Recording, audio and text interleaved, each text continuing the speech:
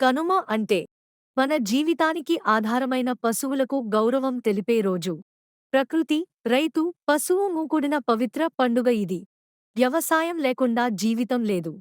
పశువులు లేకుండా వ్యవసాయం లేదు. అందుకే కనుమ రోజున ఆవులు, ఎద్దులను పూజిస్తాం. మన భోజనం, జీవనం ప్రకృతిపై ఆధారపడింది. కనుమ అంటే ప్రకృతికి కృతజ్ఞత చెప్పే రోజు.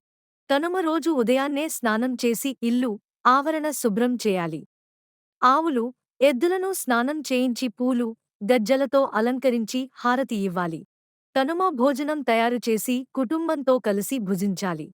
అవసరమైన వారికి పంచడం పుణ్యకార్యం.